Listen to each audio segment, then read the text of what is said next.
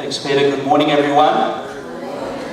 It's great to be here with you at Garden City Fellowship at the start of another year. I trust that the holiday season has been good to you.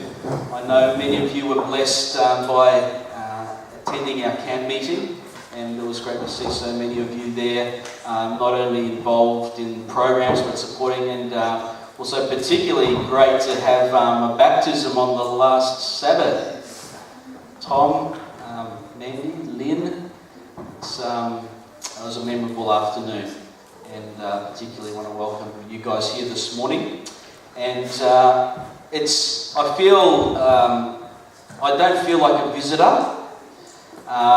When we discussed what we were going to do with Ben's untimely departure and the need for a transition plan, and the mantle fell upon me, it felt like I was just going to be coming home, really. For the last 3 years, I've followed very closely the progress of Garden City Fellowship, and regularly hear from Ben how things have been going, and it's been a joy over that time to visit with you and to preach here and to be part of some of the programs that you've run over that time. So I know many of you already, and I'm looking forward to the time that we're going to share together as I work with Peter and Siosi and William and the rest of the team, our elders and leadership team here, to see Garden City Fellowship go forward in fulfilling God's mission here in Garden City. As I sat in the pew this morning in the seat down the front there, I couldn't help but look up and see our banners, Master Your Life. And it got me thinking, what is it that I've started to do already this year to master my life in the area of my finances, my mindset and attitude, my emotional life and relationships, my spirituality, my parenting, and my health. Well, usually by this time in January, our New Year's resolutions have gone by the way, haven't they? But you know, the new year is not just the only time for us to begin making changes and positive steps in new directions in our lives. You know, every morning, every day, when we wake up and we start the day with God, it's an opportunity, through the power of His Spirit, to take a step forward in a positive direction to be mastering our life. And I hope that for you this year will be a year of continued growth, progress in your journey of life and in your walk with Jesus, and also that for us as a church it will be a time for our continued growth in our journey. You know, a lot of things have changed, and this morning, you know, while I'm up here too, I just want to quickly take a photo of everyone here this morning, because I know that Pastor Ben, as he takes his first Sabbath service over there in Wallsend, is going to be really pleased to see you all here and know how you're all going this morning. So I'm going to be sure to email that to him tonight, so that he sits back and reflects that first day at Wallsend and he's thinking to himself, man, I wish I was back in Garden City Fellowship. You'll be able to look and see your friendly faces and know that all is well on this side of the Tasman.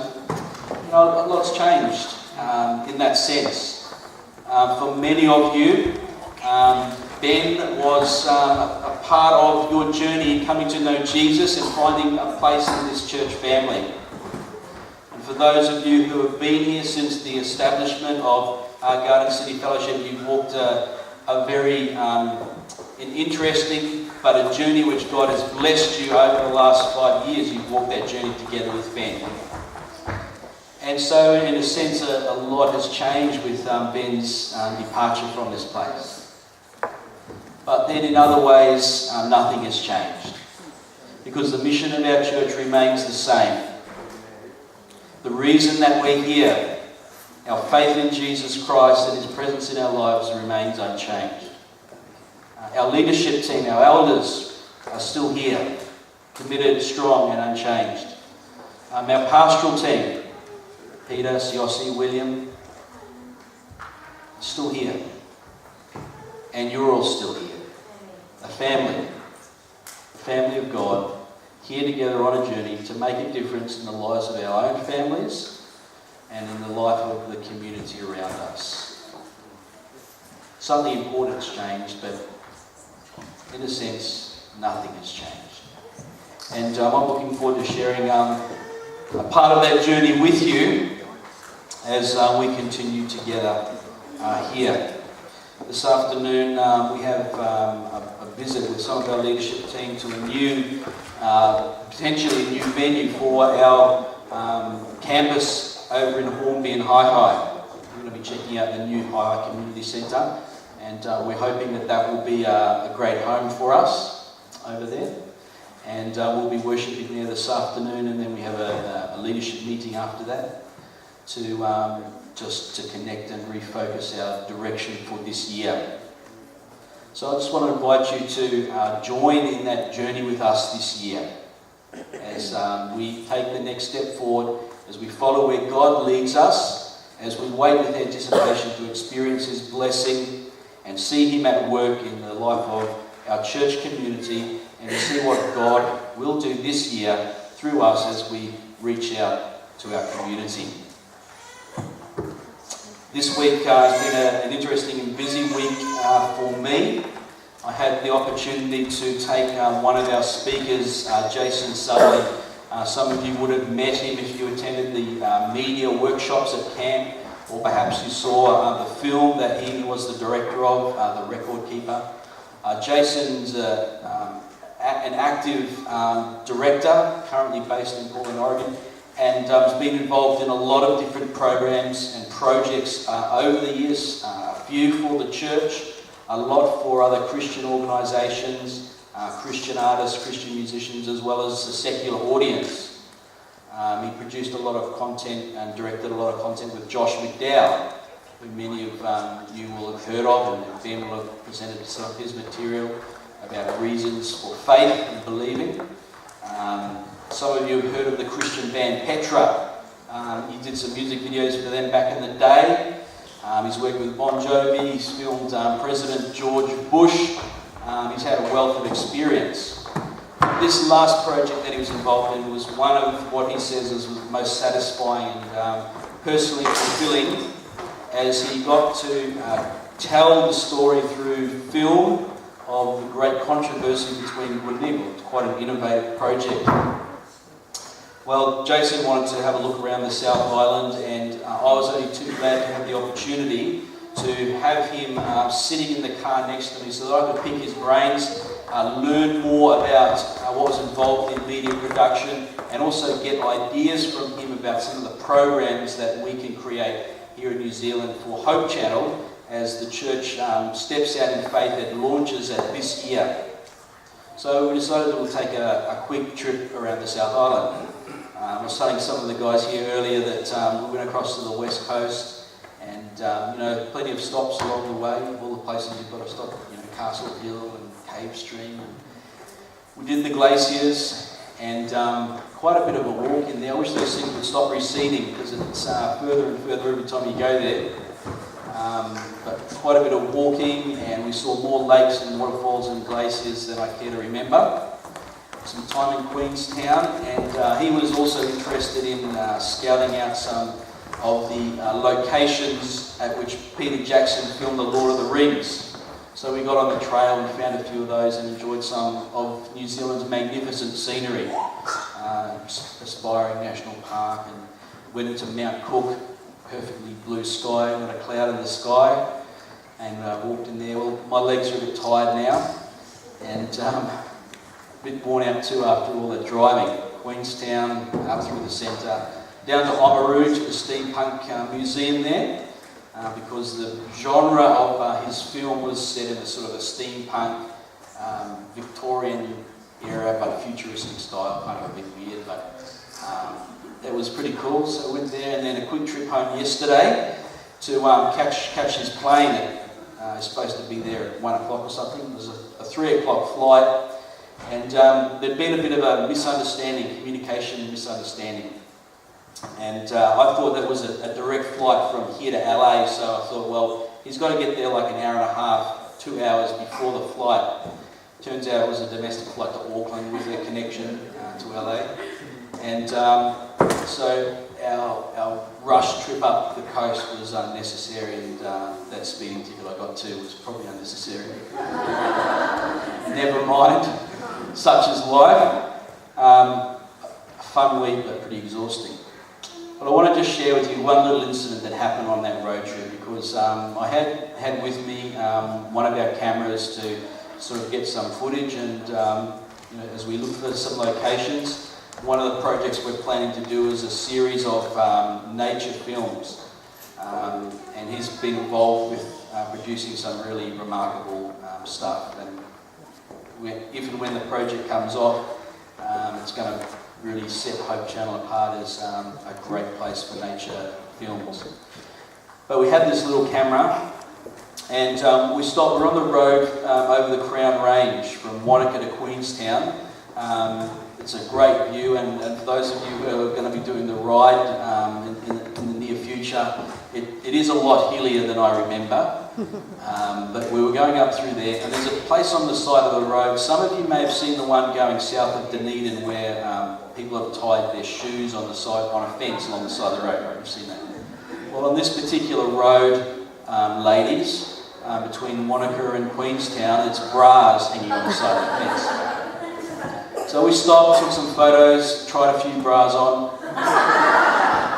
and nothing quite fitted. But in the process, I put down this camera on a rock, sort of off the side of the road a little bit, near the sign. And in the excitement of all the photo taking and so on, we jumped in the car, took off, wound up in Queenstown after some more travelling around Arrowtown and other places at 9:30 at night, and went to unpack our stuff, and the camera was not on the back seat.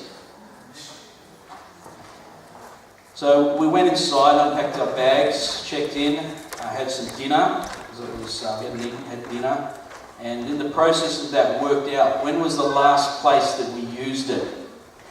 And he looked back through, his photos, and yeah, we did it there, we took some footage there and this, that. And finally we realised it was back on the other side of the Crown Range at this jolly fence. Well, what were to do? It's like 11:15 at night. The last thing I wanted to do was go driving back up there, and it was probably gone. Insurance was going to pay for it, but the downside was that we had a bunch of footage on there, including footage from Big Camp. That was all the footage for our next year's promotional video. It's like, oh no, what are we going to do? So it's kind of like you don't want to do it, but you've got to go back. So we get in the car, and unfortunately my phone had run out of battery, so I left that in the room charging, and off we go. We estimated it would take around an hour. It didn't take that long. And we got up to the top of the hill and drove down to this place on the other side there of called Cordrona, just looking outside of Cordrona there. Found the bras glowing in the dark, and popped out to find our camera, and it was gone. It was gone. We get back to the hotel. It's like 12:15 at night, and I wasn't really cut up about it. I was just a bit disappointed, I suppose, just a bit, how you feel when something's lost or broken. And it was the first time I've used a camera. It's like got it out of the box to take it with me. So I was kind of a bit bummed about that. But when I got back to the hotel, I turned on my phone, and there was a message there. There was a message. One of the speakers from Big Camp, who had been touring around as well, and we'd actually run into them. We'd run into them up the road over on the west coast. We'd stopped and we'd seen them. We'd taken photos at the same spot. And at that time, we were running low on fuel. I said, "Look, if you see us on the side of the road, make sure you stop." It was a message from Lyle and Michelle Southwell saying, "We've found your camera, we've got your camera." And they'd stopped at the same place, and there it was. There's so many people that had gone past on the road that night, that afternoon, who could have stopped but didn't. Or perhaps stopped and could have picked that camera up but didn't. And so the next morning they made their way into Queenstown, and we met up, and that moment when the camera was handed out of the camper van and I took hold of it. So we've got the footage, and it was just remarkable. And all for the rest of the trip, Jason just kept shaking his head, amazed at how God had been at work in our lives in a small way that day. Does God care? Is God alive? Is God real? God blesses us in so many different ways. And friends, I know that this year He's going to bless you, and He's going to bless Garden City Fellowship. Garden City Fellowship, who are we? Who are we? Come with me to the Gospel of John, chapter 13.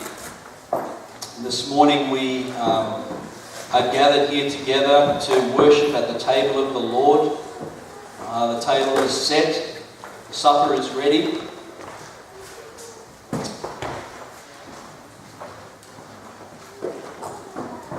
Perhaps this service, more than any other, helps to remind us of who we are. Over coming months, as I preach here, I'm going to be sharing a series of sermons answering this very question. Garden City Fellowship, who are we? And this morning I want to make just 4 points that lead into our communion and foot washing service. Firstly, we are community. John chapter 13, this passage describes the upper room where Jesus met with his disciples the night before his crucifixion. And they celebrated the Last Supper from where we get this service. John chapter 13 and verse 1 tells us, "Now before the feast of the Passover, when Jesus knew that his hour had come to depart out of this world to the Father, having loved his own who were in the world, he loved them to the end." We are community. A community that is loved and a community that loves. After Jesus had washed their feet and they had gone out, Jesus says to his disciples, Judas leaves, he says to the rest of them in verse 31 and following, and I want to just note verse 33 in particular, 34 and 35. "A new commandment I give to you," Jesus says to them, "that you love one another, just as I have loved you. By this, all people will know that you are my disciples, if you have love for one another." Garden City Fellowship, we are a community. A community that is loved and a community that loves. Secondly, this passage and our service this morning reminds us that we are servants.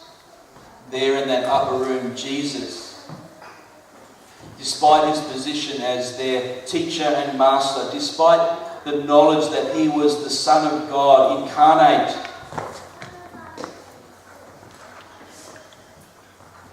as verse 3 says, knowing that the Father had given all things into his hands and that he had come from God and that he was going back to God, he rose from supper. And what did he do? Did he take the place of glory? Did he take position? It says that he became a servant. He laid aside his outer garments and taking a towel tied it around his waist, he poured water into a basin and began to wash the disciples' feet and to wipe them with the towel that was wrapped around him. In verse 12, when he had washed their feet and put on his outer garments and resumed his place, he said to them, "Do you understand what I have done to you? You call me teacher and Lord, and you are right, for so I am. But if I then, your teacher and Lord, have washed your feet, you also ought to wash one another's feet. I've given you an example that you should also do as I have done.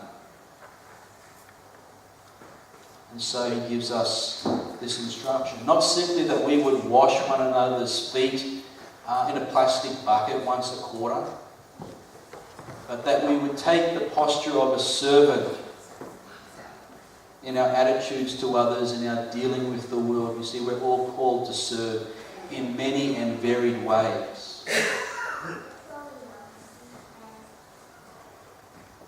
We're called to serve through the giving of our time, through the use of our gifts and abilities.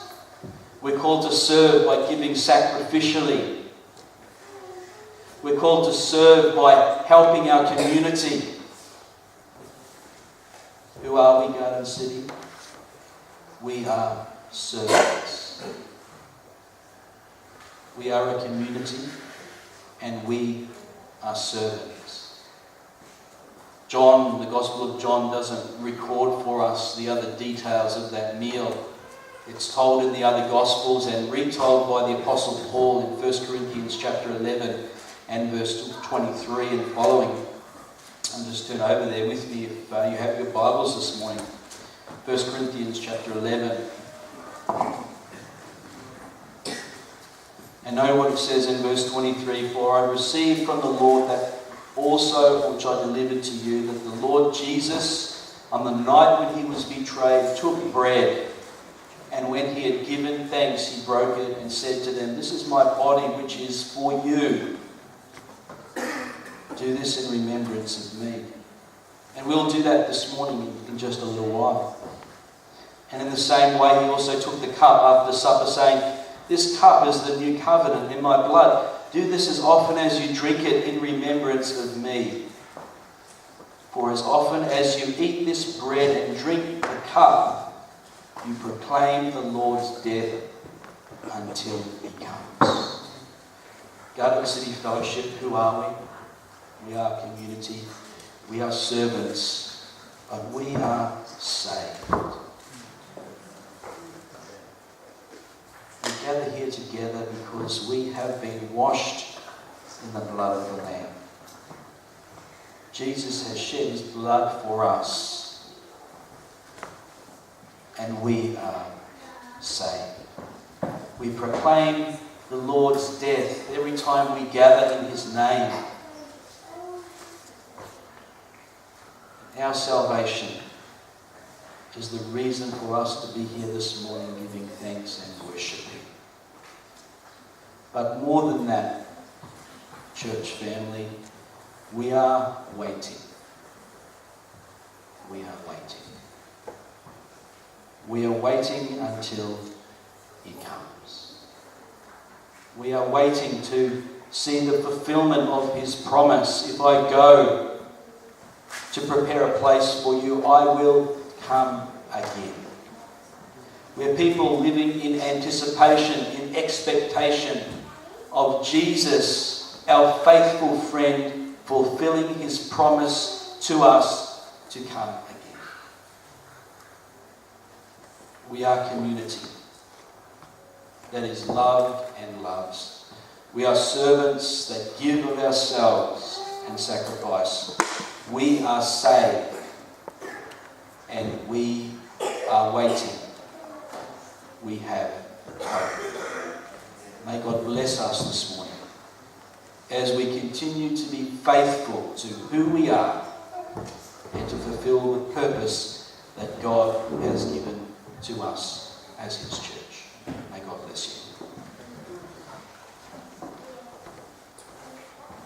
I want to invite you now to participate in the reenactment, the celebration of the foot washing service that Jesus enacted during that Last Supper. For some of you, it may be a new thing, but we want to invite each of you to participate or to watch if you don't feel comfortable participating. We've set out some chairs and basins and buckets of water here. Is there some somewhere else? Okay. Ladies are here in the main auditorium, and men out in the foyer. Find a partner, find a friend, in twos or threes, and wash one another's feet. Dry them with the towel as Jesus did. It's a symbol and a sign of our willingness and our desire to serve one another. It's a means by which we can remind each other that we've been washed by the waters of baptism. And we can put aside our sins and our differences and our disagreements and come to the table of the Lord at peace, remembering what He's done for us, and with a commitment and desire to follow His example. So let's separate now. Ladies here in the auditorium, men outside.